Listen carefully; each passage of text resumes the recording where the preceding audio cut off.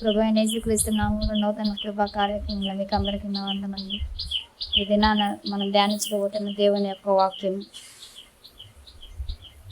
కీర్తనలు 118వ అధ్యాయము 8వ వాక్యము. మనుషులను నమ్ముకొనుట కంటే యెహోవాను ఆశ్రయించుట మేలు. ఆమేన్. దావీదు రాసిన కీర్తన భాగము ఉన్నదండి. మనుషులను నమ్ముకొనుట కంటే యెహోవాను ఆశ్రయించుట మేలు. ఈ మాట దావీదు ఎలా చెప్పగలిగాడు?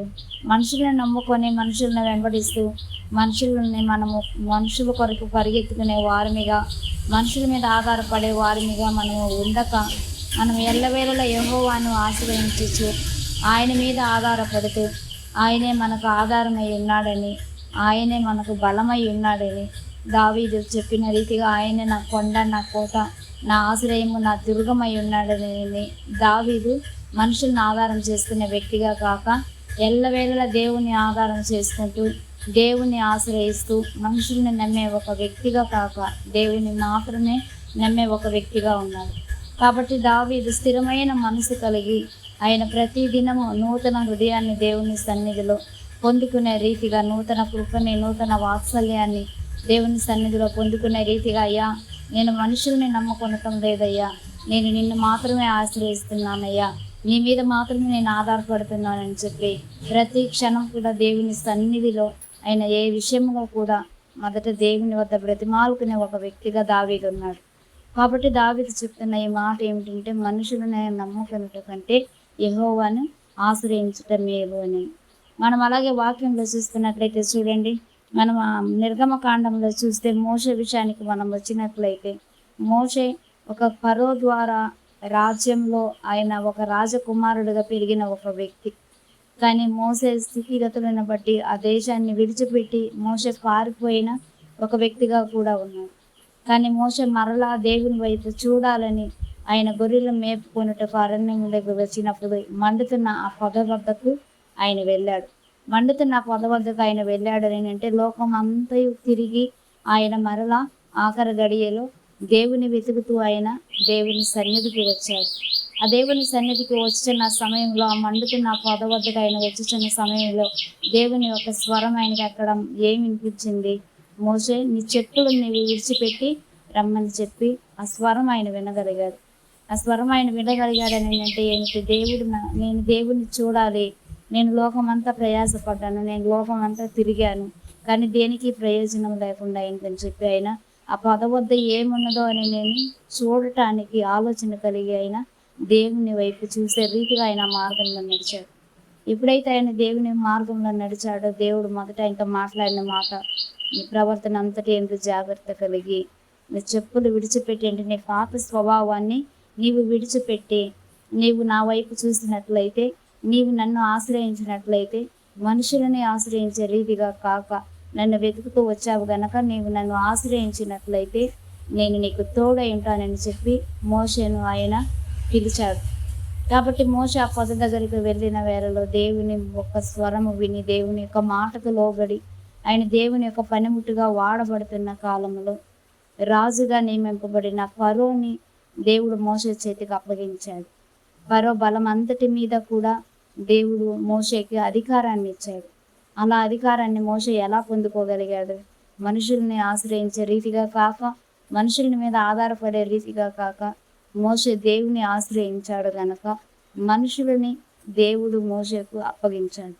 శత్రువుల్ని మోషేకు దేవుడు అప్పగించాడు. కాబట్టి శత్రు బలం అంతటి మీద కూడా మోషేకు దేవుడు అధికారాన్ని ఇచ్చాడు. కాబట్టి ఎల్లవేళలా కూడా ఆయన పనిమట్టుగా పిలిచినప్పుడు, అయ్యా నాకు మాట సరిగా రాదయ్యా, నేను నత్తి కలిగిన నోరు కలిగిన వ్యక్తినయ్యా, నాకు మాట రాదన్నప్పుడు నేను నీ నోటి బూరగా, నేను నీ అన్నయ్య అహరోని నీకు నేను ఉంచెదను, కానీ ఆయన నీకు దాసుడై ఉంటాడని చెప్పి దేవుడు మోషేకి ధైర్యాన్ని ఇచ్చి, మోషేకు తోడై ఉంటానని చెప్పి వాగ్దానం ఇచ్చి మోషేని దేవుడు నడిపించుకున్నాడు. అలా నడిపించుకొని దేవుని ఆశ్రయించి దేవుని మీద ఆధారపడ్డాడు. తన అన్నయ్య అహరోను మీద మోషే ఆధారపడలేదు, అలాగే తన రాజైన ఫరో మీద కూడా మోషే ఆధారపడలేదు.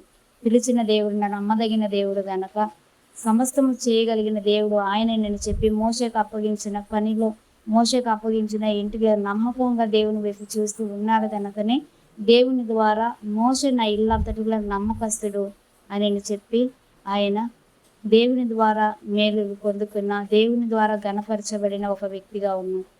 అలాగే మనం చూసుకున్నట్లయితే యెహోషువ కూడా చూడండి.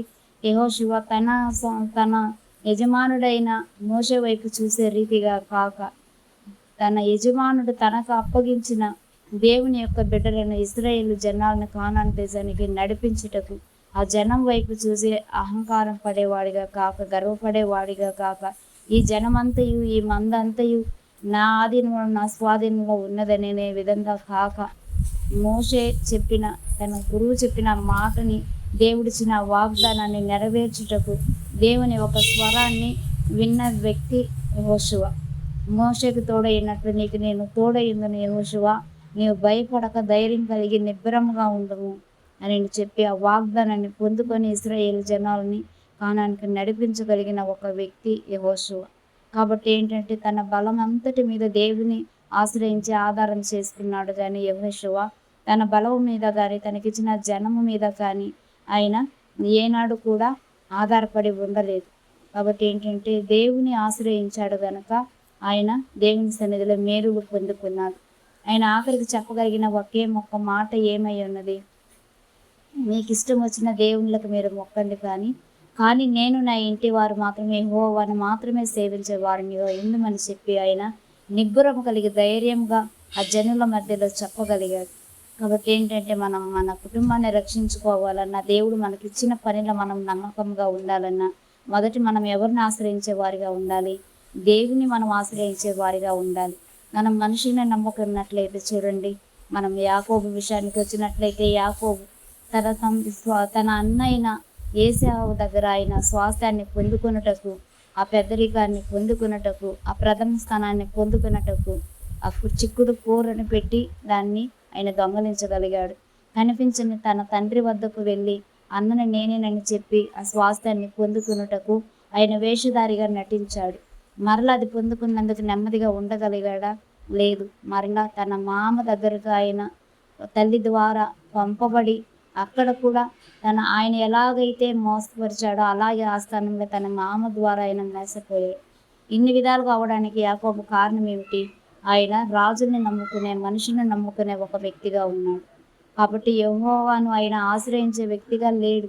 ఆయన ఏనాడైతే మరలా ఏశావు ఆయన తన అన్న తన దగ్గరకు వస్తున్నాడని తెలుసుకున్నాడో అప్పుడు ఆయన గ్రహించగలిగినది ఏమిటి, నేను ఇంతకాలం మనుషుల్ని నమ్ముకొని నేను ఉన్నాను, కానీ యెహోవాను ఆశ్రయించిన వారు మాత్రమే ధన్యులు, ఆయన్ని మాత్రమే ఆశ్రయించి ఆయన మాత్రమే ఆధారం చేసుకొని ఉండాలని చెప్పి ఆయన అప్పుడు దేవుని వద్ద ఆయన పోరాడే ఒక వ్యక్తిగా ఉండి, అయ్యా నీవు నన్ను ఆశీర్వదించితే తప్ప నేను వెళ్ళనయ్యా, నీ ఆశీర్వాదం శాశ్వతంగా ఉంటుందయ్యా, మనుషుల వద్ద నుండి వచ్చే ఆశీర్వాదం శాశ్వతం కాదయ్యా అని చెప్పి ఆయన దేవునితో పోరాడిన ఒక వ్యక్తి యాకోబు. అలా దేవునితో ఎప్పుడైతే పోరాడాడో, దేవుణ్ణి ఎప్పుడైతే ఆశ్రయించాడో, దేవుని ఎప్పుడైతే ఆధారం చేసుకున్నాడో యాకోబు అనే పేరు తీసివేయబడి ఇశ్రాయేలుగా ఆయన మార్చబడ్డాడు. కాబట్టి ఏంటంటే ఈ దినాన్ని మనం గ్రహించాల్సిన విషయం ఏమిటంటే, మనం మనుషుల్ని నమ్ముకునే వారిమిగా కాక మనం యెహోవాను ఆశ్రయించే వారిమిగా, ఆయన మీద ఆధారపడే వారిమిగా మనము ఉన్నట్లయితే తప్పక మన స్థితిగతులన్నీ మార్చి దేవుడు మనకు తోడై ఉండేది. సమస్త విషయాల్లో మనలో ఉన్న బాధని, భయాన్ని, దిగులుని, వేదన్ని సమస్తాన్ని తీసివేసి ఆయన భయపడకు నేను నీ దేవుడినై ఉన్నానని మనల్ని ధైర్యపరిచి ఆయన నిబ్బరముగా ఉండమని మనల్ని బలపరిచే ఒక దేవుడు మన దేవుడై ఉన్నాడంటే. కాబట్టి మనం ఎలాంటి వారిగా ఉండాలి, మనం దేవుని ఆశ్రయించే వారిగా ఉండాలంటే మన పాత స్వభావాన్ని విడిచిపెట్టాలి. మన పాత స్వభావం లోకానుసారమైన అహం కానివ్వండి, గర్వం కానివ్వండి, కోపం కానివ్వండి, ద్వేషము కానివ్వండి, ఇవన్నీ కూడా మనం విడిచే వారిగా ఉండాలి. ఎందుకంటే మనల్ని పిలిచిన దేవుడు ప్రేమ స్వరూపి అయి ఉన్నాడు. ఆ ప్రేమ స్వరూపి అయిన దేవుని వద్ద మనం వెళ్ళే వారిగా ఉండాలంటే, ఆయన ఆశ్రయించే వారిగా మనం ఉండాలంటే, ఆయన ఆధారం చేసుకునే వారిగా మనం ఉండాలంటే ఆయన చెప్పిన మాట ఉన్నది కదా, నిన్ను వల్ల నీ పురుగు వారిని ప్రేమించమని, నేనే నీకు దేవుడిని, నేను తప్ప నీకు వేరొక దేవుడు ఉండకూడదని, ఆయనే మన దేవుడని, ఆయన తప్ప మనకి వేరొక దేవుడు లేడని, ఆయన ఎలా ప్రేమించాడో ఇతరులను కూడా మనం ప్రేమించే వారిగా ఉండి మనము ఆయన మీద ఆధారపడి మనం ఆయనని ఆశ్రయించి మన మనుషులని మనం నమ్మకూడటం వ్యర్థమని గ్రహించే వారిగా మనం అందరం ఉందముగాక. దేవుడి మాటలను దీవించని గాక ప్రార్థించుకుంది. పరిశుద్ధాత్మ గల మా దేవానికి వందనములు, స్థుతులు, స్తోత్రములు నాయన. ఇదో ప్రభా, ఈ వేళల సమయానయ్య నీవు మాట్లాడిన ప్రతి మాట కొరకు నీకు వందనాలు స్వామి. మనుషులను నమ్ముకున్నట్టు కంటే యెహోవాని ఆశ్రయించటం మేలని ప్రభువా, స్తోత్రమయ్యా.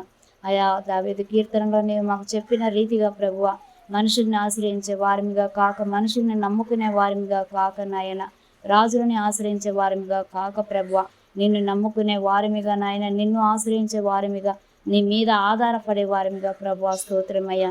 నీకు ఇష్టం లేని నాయన మాలో ఉన్న ప్రతి ఒక్క పాత స్వభావాన్ని తొలగింపు చేసి యేసయ్యా, మాకు నూతన హృదయాన్ని దయచేసి నాయన, స్తోత్రమయ్యా. ప్రార్థన యందు నాయన స్తోత్రము స్వామి.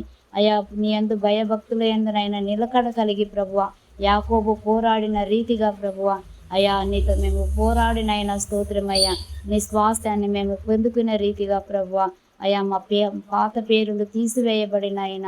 ఇదిగో నేను నీకు నూతన పేరుని నాయన నీకు కలుగజేసి ఉన్నానంటున్న దేవా, మమ్మ నూతన సృష్టిగా మార్చినైనా మాకు నూతన పేరుని దయచేసి ప్రభువా, అయా నిన్ను మాత్రమే నాయన స్తోత్రం స్వామి.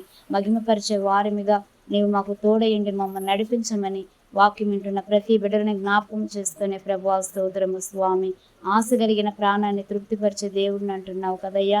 ఈ దినాన్ని ఎందరైతే నాయన మనుషులను నమ్ముకొని మోసపోయి ఉన్నారో ప్రభువా, అయా అలాంటి ప్రతి ఒక్కరిని నాయన నువ్వు తాకయ్య దర్శించినైనా మాట్లాడి ప్రభువా, నిన్ను ఆశ్రయించే రీతిగా నాయన మనుషుల మీద ఆధారపడే ఆ పాత స్వభావాన్ని యేసుక్రీస్తు నామములో అయా మా నుండి దూరపరిచినైనా నూతన హృదయాన్ని మాకు దయచేసి నూతన సృష్టిగా ప్రభువా మమ్మల్ని అందరినీ మార్చమని యేసుక్రీస్తు నామములో ప్రార్థించి అడిగి వేడుకుంటున్నాము తండ్రి. ఆమేన్. అందరికీ